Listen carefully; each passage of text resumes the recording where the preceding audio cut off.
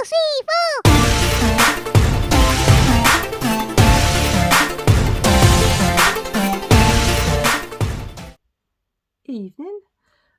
It's now about 11:15 at night. Normally I would be in bed by now, hence the wonderful outfit. However, we have just got in from seeing Guardians of the Galaxy Volume 3. So I thought I'd do a really quick waffled camera, just to do a really quick overview and review. Again, I'll try not to do any spoilers whatsoever because I don't want to be that guy.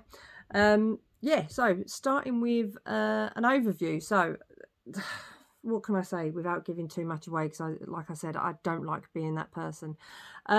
So if you've seen the holiday special, the Christmas special, you'll know that the Guardians are still living on nowhere.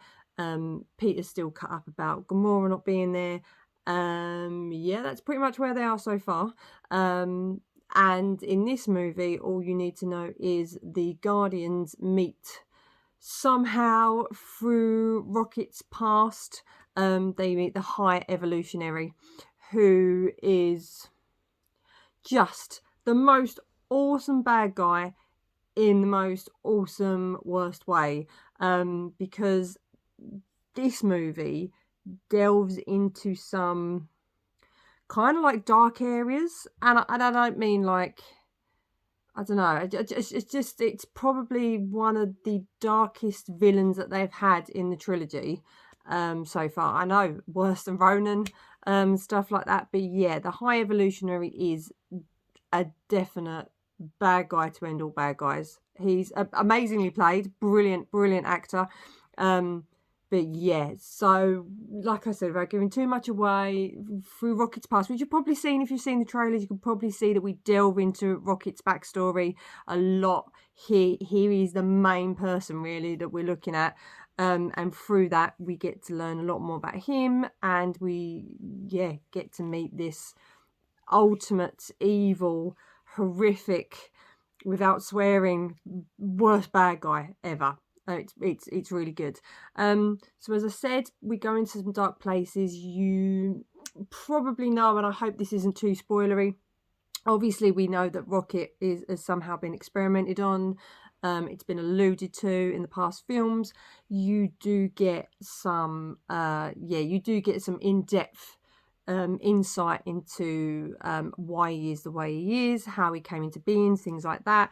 And me being the person that I am, pretty much every time that there were scenes like that, I just bawled like a baby. In fact, this entire movie had so many emotional bits.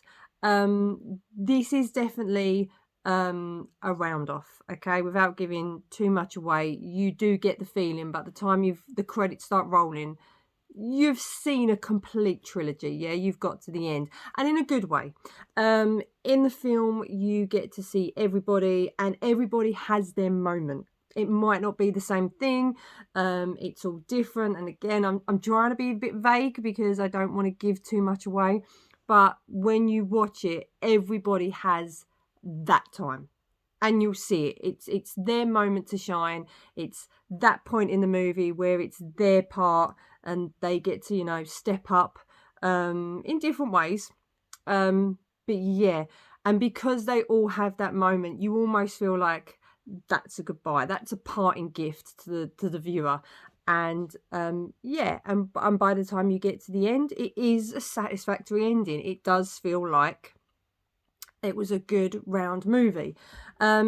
So I've said there's some dark bits, obviously a lot of emotions going on, but the action as well. There are some really great set pieces. In fact, the action starts from the beginning, has some bits here and there, has a really great bit, and like the climax of the movie. And again, without giving too much away, there was almost a part of me that just wanted to the fist bump in the air. That was fantastic sort of thing. So there's lots of those sorts of kick-ass moments, but you do have the characters, the development as much as you can. Obviously by now you probably know most of them, but there's still these little bits that surprise you, and it goes to show how, people say not real actors in your Marvel movies. There's all sorts of controversy, but actually, you know, you do feel for these characters. You know, you love them, you hate them, you miss them, you know, want to cuddle them, and so, you know, and that's down to the acting, and everyone plays their part so terrifically. So from Chris Pratt, I mean, Star-Lord. I know people have got this thing about Chris Pratt, okay? And don't get me wrong, he's done and said some silly things, whatever, in the past, and he's not everyone's cup of tea. But Star-Lord is basically a man-child who can kick ass, and yet you kind of have to pat him on the head every so often. And Chris Pratt plays him so perfectly well, between that stupidity and the action guy. I just think he's really great in the role. Obviously, we've got the ladies. So you've got Gamora, Nebula, Mantis. They're all wonderful, wonderful, fantastic. Love them all. Obviously, especially Karen Gillan, because she's one of ours. Then Batista. Okay, so you can't I know everyone says The Rock has earned the most amount of money, this, that, and the other, but can you tell me Batista has made some fantastic film choices? I mean, for a WWE wrestler, you know, a professional wrestler, okay, he's gone on to be in Bond. He's gone on to be in some of the biggest, you know, grossing franchises ever, okay, but then he's also gone and done things like what was the recent one, Knock at the Cabin, yeah, where he really did a bit more drama. I thought he was great in the Knives Out sequel, Glass Onion. Yeah, he's got either the best agent going, or he's really good at picking those film roles, because he is, I have to say, I think he's probably, and I love The Rock, but he's probably the most successful wrestler, actor.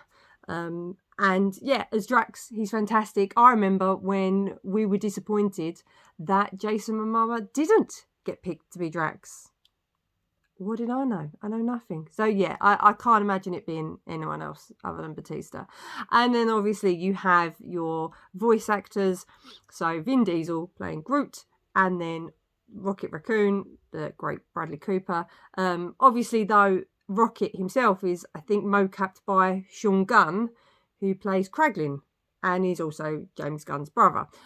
So I believe that Sean Gunn does all the motion capture stuff, but then Bradley Cooper voices. And between them, that character is amazing. And it is really Rocket's story. Can't say too much else, but you will just walk away with it from thinking, he's amazing. And he's a talking raccoon, although don't say that to him because he won't like it. Sorry. You can tell it's late because now I'm jabbering. Anyway, back to the film. So music, obviously music is such a massive part of Guardians of the Galaxy. And, you know, the music has evolved as the films have gone on. This is, obviously it's still got your old school, but it's a bit more contemporary. Obviously, Quill has been going through his playlist and we've got a bit more up to date, a bit more rocky as well. Rainbow, Beastie Boys, Bruce Springsteen, okay, among others. But yeah, so it's a little bit more rocky, and it definitely suits. James Gunn is great at picking the music that goes with the film really well, so that's another great thing. Now I can listen to the soundtrack now I've watched the movie. Anything else? Oh yes, standout for me, and now I have to say that I knew who the character was, but I don't know much about them. So it's basically, I know their name and that was it. And that is Adam Warlock. So when they teased him at the end, I think it was at the end of Volume 2, it was one of those after credits scenes. So I knew, Adam Warlock. I know that's a character. I know they're in the comics. Don't know much else about them. And so Will Poulter, who plays him in this movie, was bringing something that So I don't know if it's accurate. I mean, probably not. I mean, I don't know how close it is to the comic book. But I have to say, I thought he was fantastic. I don't know if he's going to be everyone's cup of tea, because I know there are some comic book fans who don't like it if characters are taken off in a different direction, and I get it. If you're investing in a character, you don't want to see him played around with, and you don't want to see them, changed in any way. So apologies if you are a comic book fanatic and he wasn't what you were expecting, but as somebody who had no expectations, every time Will Poulter would come on screen, I literally just started to wet myself. It's just fantastic, and I don't know, maybe it's just my sense of humour, but he's very English, and he's very how can I say it without giving too much away? I don't want to, actually. I'm gonna leave it, because I think, and you do see him from quite early on, so you don't have to wait for Will Poulter. He pretty much turns up quite early, and you get to know this version of Adam Warlock. Yeah, I just found him fantastic, and so I'm sorry if he's not playing your Adam Warlock, but for me, it was a pretty good starring role there. Oh, who else have I missed? Anyone else? No, not really. I mean, you probably know there's a couple of people turning up. Sylvester Stallone, but it's not a big thing. We've seen him before, and he's in the trailer as well. I think that's it. So overall, it's a great film. I think it's a really good way to end the trilogy. I think they've bookended it brilliantly. It will be really interesting to see now what James Gunn goes and does over at DC. Obviously, we know he's already started. He's already getting his, films in. He's got his Superman film, I think, has already been set. I think it's coming out in 2025.